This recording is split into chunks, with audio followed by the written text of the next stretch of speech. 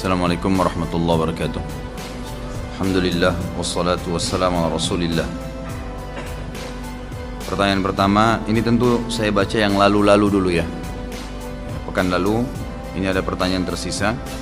Apakah bisa mendapatkan keutamaan uban menjadi cahaya di alam kubur atau di akhirat jika mengecatnya dengan warna selain warna rambut atau warna hitam?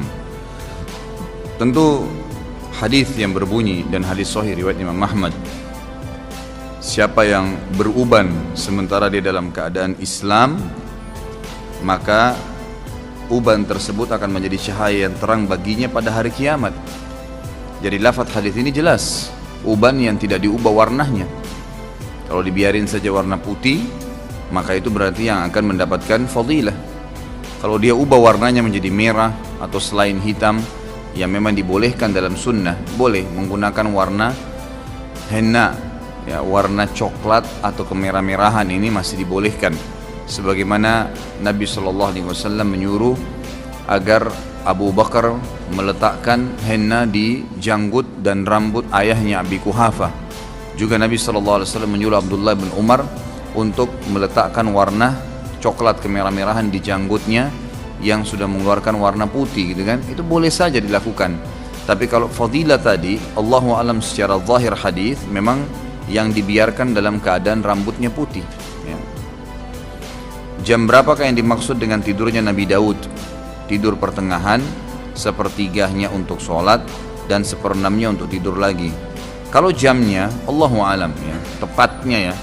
Tapi sebagian ulama merincikan Nabi Daud alaihissalam tradisi beliau itu beliau tidur dulu habis isya, kemudian tidak disebutkan beberapa saat sebenarnya, tapi dibagi ya.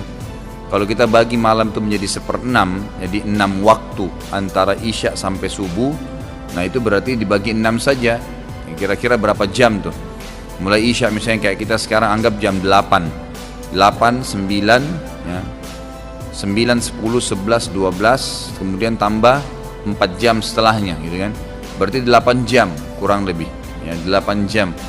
Maka ini yang dimaksud dengan 1/6 dibagi 6 waktu itu, 8 jam dibagi 6, ya, itu baru dihitung 1/6-nya. Beliau tidur di awal, ya, di 1/6-nya itu, kemudian beliau bangun setelahnya di waktu 1/6, ya. Misalnya kalau 8 jam dibagi 6 itu mungkin 1 jam sekian, ya, dianggap 1 jam sekian, ya, 1 jam mungkin 10 menit atau 15 menit.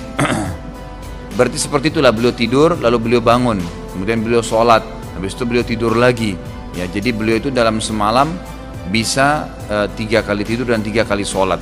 Allahu alam, itu yang dimaksud. Apakah ada keutamaan membaca surah Al-Waqi'ah? Apakah ada tuntunannya membaca sehabis sholat asar atau subuh? Apakah benar membaca Al-Waqi'ah 3 kali sehabis sholat asar untuk istri akan membantu istrinya mendapatkan rezekinya mudah? Ini Allahu alam, yang saya tahu hadis semua berhubungan dengan mengatakan Al-Waqi'ah bisa mendapatkan rezeki adalah hadis yang lemah, yang tidak dipakai oleh para ulama. Dan ini memang sudah disebutkan di dalam buku-buku yang berbicara tentang fadilah surah-surah dalam Al-Quran. Jadi ini memang hadis yang lemah dan tidak dipakai oleh para ulama. Jadi tidak benar lah kalau dikatakan surah Al-Waqi'ah bisa mendatangkan rezeki bagi suami atau istri. Apalagi ini ditentukan setelah selepas sholat asar atau sholat subuh. Ditujukan juga jumlahnya 3 kali. Ini malah tambahan dari hadis. Jadi tidak ada hadisnya memang sama sekali. Yang ada hadisnya memang yang lemah itu adalah surah Al-Waqi'ah. Siapa yang membaca surah Al-Waqi'ah dia akan mendapatkan atau dibukakan pintu rezekinya. Tidak disebutkan waktu subuh atau asar. Itu pun kalau dianggap bisa dipakai. Tapi ini hadis lemah, tidak bisa dipakai. Ditambah lagi dengan dibaca 3 kali habis asar untuk istri bisa membantu suaminya, ini sama sekali tidak pernah ada panduan di dalam, ya, sunnah Nabi SAW. Apakah termasuk bid'ah jika kita melakukan amalan-amalan seorang ustadz agar menyampaikan hajatnya selama 40 hari? Semisal baca surah Yasin, surah Waqi'ah, tahajud, la haula wala quwata illa billah 300 kali, subhanallah wa bihamdi, subhanallahil azim 100 kali dan lainnya. Bolehkah melakukan sebagai usaha berdoa? Jadi sini saya perlu rincikan dulu, ya, perlu dirincikan terlebih dahulu. Kalau seandainya apa yang ditentukan oleh ustadz tersebut sesuatu yang Nabi SAW tidak pernah tentukan jumlahnya, tidak pernah tentukan jenis ibadahnya, maka bid'ah. Tapi kalau misal Nabi SAW mengatakan saya beristighfar sehari 70 sampai 100 kali, lalu ada orang amalin tuh, saya mau amalin deh, sekarang tiap hari saya baca begitu, mudah-mudahan Allah Subhanahu Wa Taala mungkin secara setelah berjalan sebulan 2 bulan Allah mudahin sembuhin penyakit saya, nggak ada masalah. Itu termasuk dalam bertawassul dengan amal soleh yang dibolehkan, karena memang kita mengikuti tuntunan Nabi Shallallahu Alaihi Wasallam, gitu kan? Yang tidak boleh kayak tadi misalnya membaca surah Yasin secara khusus atau la haula wala quwata illa billah 300 kali, sementara Nabi tidak pernah tentukan seperti itu. Maka tidak boleh seseorang membuat-buat apa yang Nabi kita Muhammad Shallallahu Alaihi Wasallam tidak anjurkan, tidak ajarkan. Tapi sekali lagi bertawassul dengan amal soleh yang pernah dituntun oleh Nabi Shallallahu Alaihi Wasallam boleh, nggak ada masalah itu.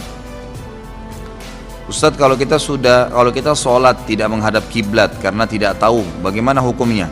Kalau diberitahu teman pada saat sholat sedang berlangsung, apakah langsung dibatalkan dan memulai sholat dari awal atau bagaimana? Kalau Anda tidak tahu sama sekali dan memang sudah berijtihad, betul-betul yakin ini sedang hadap kiblat nih, gitu kan?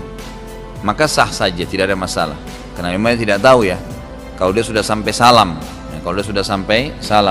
Tolong ikhwah jangan ditambah dulu pertanyaan ya. Ini masih banyak ini yang belum dibaca.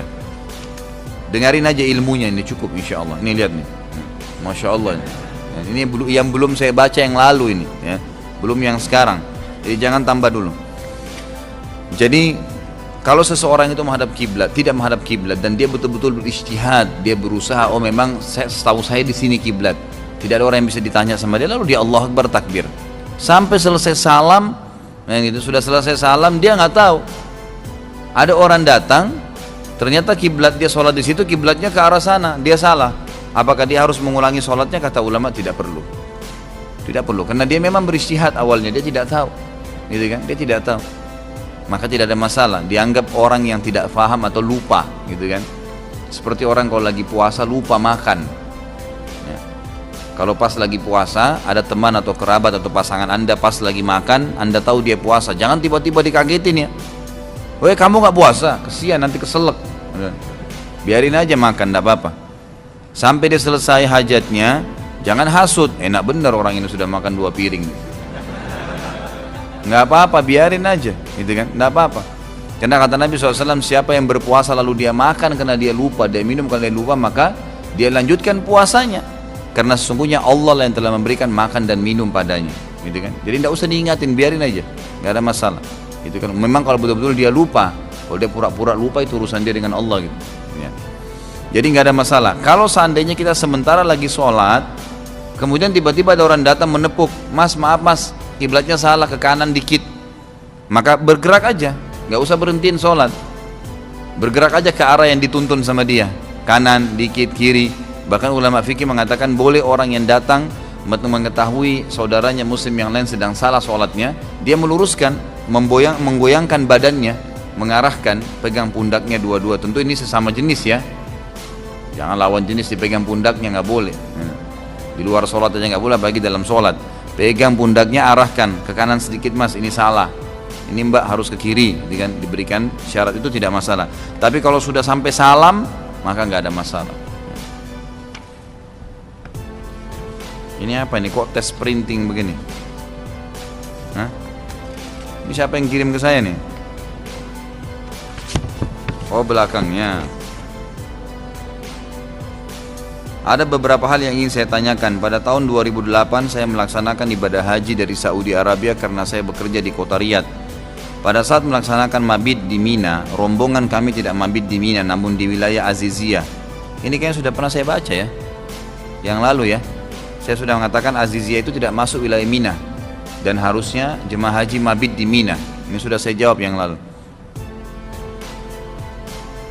Saat kerja di Saudi, saya sering melihat pekerja kasar dari Pakistan menyempatkan sholat berjamaah di masjid di sela-sela pekerjaan kasar mereka, seperti menggali jalanan, mereka bersihkan tanah dan debunya lalu sholat. Meskipun ada bau yang kurang sedap karena bersebelahan dengan mereka. Kalau di sini tukang-tukang bangunan kalau diajak sholat selalu bilang pakaiannya mereka kotor atau merasa bau keringat sehingga kadang tidak sholat sama sekali. Mohon nasihat yang tepat Ustadz, karena saya banyak berhubungan dengan tukang bangunan atau konstruksi. Tentu ini tidak ada hubungannya ya antara orang sholat dengan bajunya kotor. Sama dengan orang lagi jihad, penuh darah bajunya, sholat aja. Enggak, itu bukan najis. Kita tidak boleh pakai pakaian atau sejadah tempat sholat kalau jelas-jelas ada najisnya. Kalau jelas-jelas ada najisnya, saya kira tanpa pertanyaan. Jazakallah khair. Kalau jelas-jelas ada najisnya, itu baru tidak boleh. Tapi kalau cuman kotor, keringat, nggak masalah, jangan kehilangan waktu, gitu kan? Makanya dianjurkan kalau bisa pada saat berwudu, apalagi alhamdulillah masjid kita kayak sekarang ini sangat luar biasa ya. Kalau saya nggak malu ikhwas sekalian, saya selalu bawa kemana-mana tas saya atau ada kresek, saya bawa baju ganti. Saya kalau dari pengajian ke pengajian, mampir di masjid mana, saya mandi, saya sholat, mandi di situ, saya wudhu, bersihin badan, segar kembali, baru saya masuk ke pengajian saya. Nggak ada aib di situ, malah bagus. Ini itu.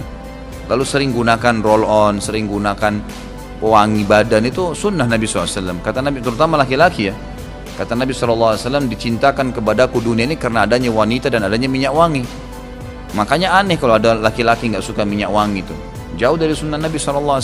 Kantongin selalu beli yang kecil, selalu kantongin pakai minyak wangi kemana-mana. Itu sunnah Nabi SAW. Sudah baunya enak, dapat pahala lagi, gitu kan? Insya Allah yang hal-hal seperti ini nanti akan dihindarin. Ini berhubungan dengan masalah perlunya orang menjaga sholat walaupun bajunya kotor, yang penting tidak najis.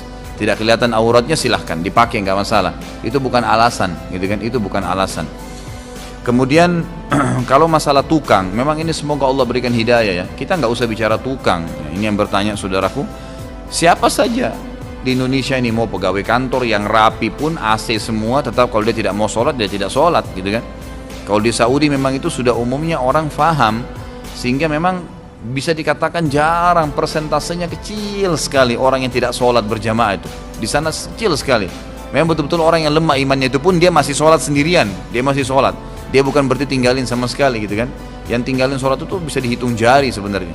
Sampai sebetulnya ada cuplikan itu, saya baru dikirimkan sama teman-teman di Saudi, saya terharu betul lihat cuplikan itu saudaraku. Jadi ada orang buta matanya, satu orang tua, bukan ulama, masyarakat biasa, buta matanya, tidak pernah tinggalkan 5 waktu sholat di masjid.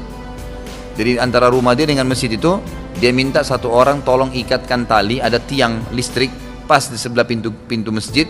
Masjidnya juga masjid biasa kecil di berkampungan gitu. Diikat tali di situ, tali itu panjang, ditaruh jalan di tanah, yang artinya diletakkan di tanah sampai depan pintunya dia. Jadi kalau orang buta ini mau ke masjid, dia keluar dari pintunya, dia pegang tali itu terus ditarik sama dia, jadi kencang talinya, lalu dipegang sama dia, menuntun dia sampai ke masjid. Buta, nggak ada yang tuntun, sendirian tinggal di rumahnya, tapi tidak tinggalin 5 waktu sholat di masjid. Ada cuplikan yang lain luar biasa ikhwan. Orang lumpuh, dia bahkan kalau mau jalan ke masjid itu, kalau dia mau jalan dia bolak-balikan badannya, tangannya nggak ada, kakinya nggak ada, tapi luar biasa nggak tinggalin sholat berjamaah di masjid. Ada cuplikan-cuplikannya tuh di Saudi, unik-unik gitu, luar biasa gitu. Mereka betul-betul memang mungkin sudah penanaman iman ya dari orang tuanya kepada anak-anak ini. Mudah-mudahan Allah berikan hidayah orang-orang kita gitu. Ya ini pekerja-pekerja kasar, bukan cuma sholat, Ramadan nggak puasa, gitu kan? Padahal di Saudi itu orang puasa semua walaupun bekerja keras, gitu kan? Mereka tetap puasa, buka puasa rame-rame gitu, tidak mengganggu.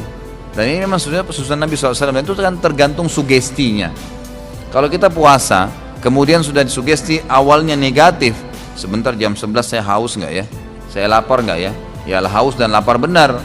Tapi kalau kita memang niatnya sugesti, niat itu sebenarnya sugesti ya. Sugestinya dia, saya insya Allah sampai azan maghrib tahan, insya Allah sampai isya pun saya tidak lapar. Memang benar, insya Allah kan seperti itu.